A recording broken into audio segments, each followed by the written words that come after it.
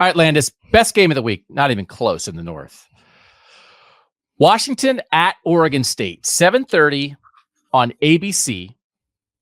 I think this line opened at Washington favored by a point, and now it's Oregon State favored by a point. So we're talking about like Washington undefeated, top 5 team in the country, but going on the road in what's basically a coin flip game against Oregon State. And I remain very sad that Oregon State didn't find a way to come into this game with either undefeated or with only one loss. Instead, they're at 8-2, which means like they're not in the national title picture. They still can make the Pac-12 title game, though. They just have to beat Washington and Oregon the next 2 weeks. That's it. Do it, probably.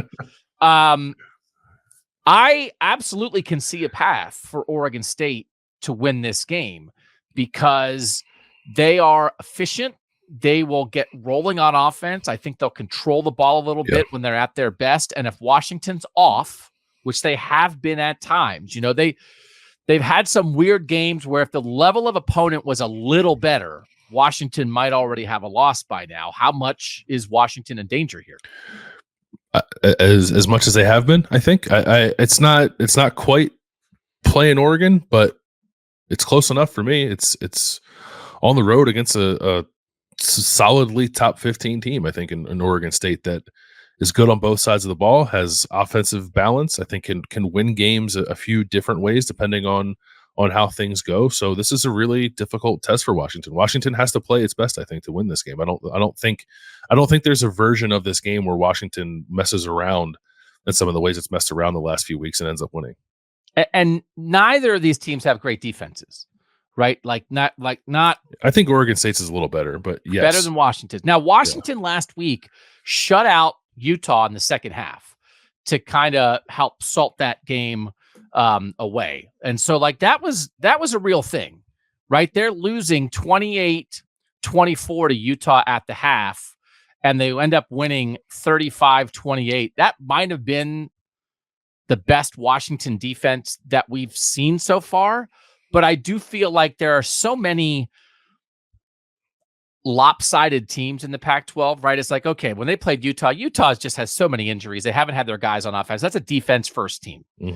And so, all right, if Washington's really going to do something defensively against Utah, you have a chance to do that. Then the week before they had a shootout with USC. It's like USC is so bad, their defensive coordinator got fired. That's a great offense. Arizona State's the game that Washington didn't score an offensive touchdown and took a pick 6 for them to win that game. And again, in a world where Arizona State is like one of the 2 worst teams in the Pac-12, even though they're kind of ornery. And so,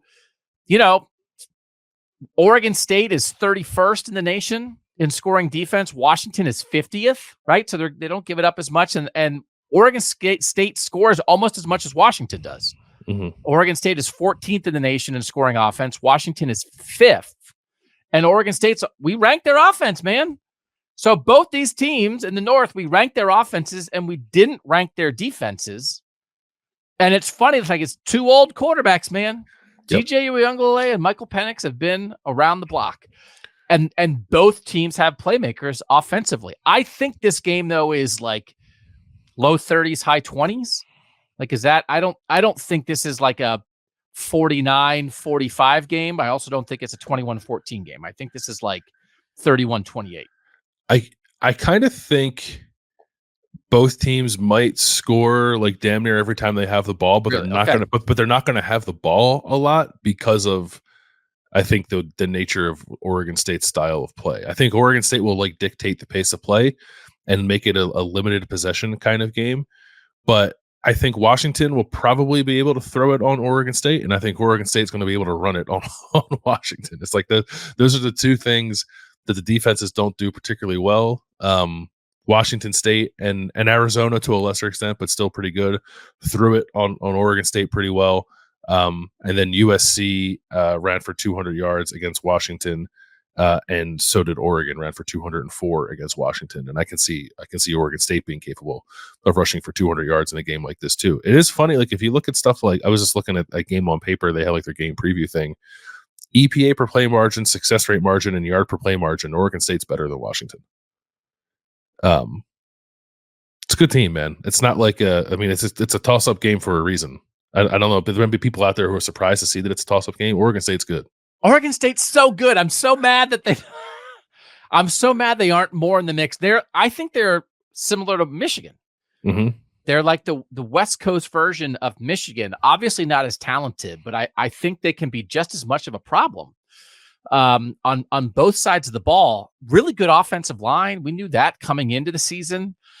So if Oregon State beats Washington and Oregon back-to-back, holy moly, man. Yeah. They'll be in the Pac-12 title game. If Washington loses this, then Washington gets Washington State to end the season. They'll win that. Washington will still be in the Pac-12 title game. But my version, I think a lot of people, of the theory of the case for the Pac-12 coming into the year was it's too good. And they're going to all beat each other up and they're not going to get anybody in the playoff.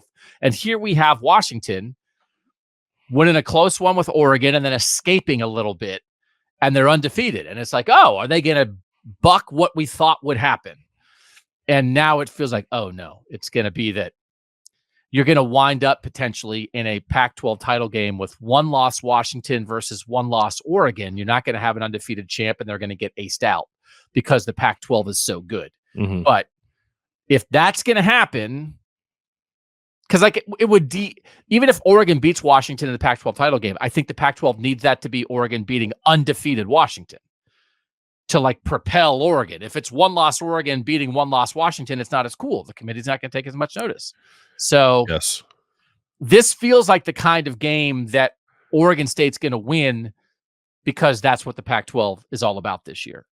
But I don't know. Like, I love Oregon State, but I kind of want Washington to win because I want the Pac-12 in its final year of existence to be rewarded with the playoff berth because I think the quality of the conference deserves that. Yeah, I just don't know if it's going to happen. Yeah, I'm with you. I would be pretty bummed out if the Pac-12 ends up not getting on the playoff stage because I think this conference has 3 of the best, maybe 12 teams in the country with Washington, Oregon, and Oregon State. My lean is a little bit Oregon State. I will say, like, I think I said this maybe 2 weeks ago when Washington was staring down the USC, Utah, Oregon State, all 3 in a row. Like, I think I said like they could lose all 3. I was expecting them to lose one. They won the USC game kind of the way it needed to be won, just won it in a shootout. To your point, they kind of flipped it on Utah and played really good defense the second half of that game and took it from them. And now they'll have to do it again here. But this has been, I don't want to say like an impressive run for Washington because I think their defense has left something to be desired, at least in 3 of the 4 halves of football they played the last 2 weeks. But if they get through this gauntlet, and I do consider that with 3 wins, I don't know if there's another team in the country that can hold up a similar 3-game run that's as impressive as that. Yeah. All right. 10-0 Washington, 8-2 Oregon State. I would suggest you guys try to tune in if you can on Saturday night. I think it'll be worth your time. I don't know what's going to happen. I like that Washington offense in my head still of just like that attacking Washington offense when everybody's healthy. If Jalen McMillan is back and you add that to Rome Oduzne and Jalen Polk and Penix at his best, that's hard for like anybody short of Georgia, Bama, Ohio State, Michigan to handle. And so if that's the Washington, but we haven't seen that Washington quite as much as we did early in the season. Okay. Another good week of Northern football. We appreciate you guys making us part of your Northern football experience. What we're doing here on Kings of the North right now is on our Kings of the North YouTube channel, on our podcast channel, on the podcast YouTube channel. We're dropping this Monday Kings of the North every week. But then when big news happens in the North, okay, we've done it twice so far. Mike Yurcich, did you think maybe Mike Yurcich was borderline rising to the level of emergency show? Or do offensive coordinators not deserve that? No, it's enough of a fork in the road, I think, for James Franklin that I think we could have justified it. Yeah. So we've only done 2 so far. Jim Harbaugh, Michigan suspension, and Brian Ferentz getting fired at Iowa. And when we do that, we do an emergency show. We only do it on our Kings of the North YouTube channel. It's not on the podcast YouTube channel, and it's not on our podcast feed. Okay. So all we're suggesting is if you find this show interesting at all, subscribe to the Kings of the North YouTube channel, and then you'll make sure you get everything. Okay. And like, we got to build the show, man. Like we're not trying to hide from you. We're not trying to make it difficult. But this is a YouTube show, and it's going to be 5 days a week eventually. And we just like want people to know what's out there. So sometimes, when you're talking about something as hot and spicy as Brian Ferentz, ooh, mama, we're saving that for the channel. What's spicier than that?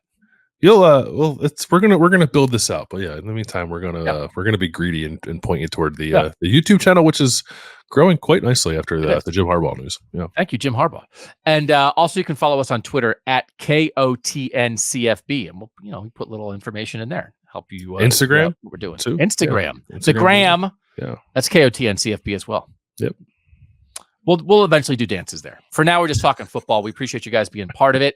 Thanks to our producer, Mike Urostowski, who makes us look good and sound good, putting in the work every week. Thanks to Bill Landis. Thanks to you guys for listening. I'm Doug Lesmerises, and that was Kings of the North.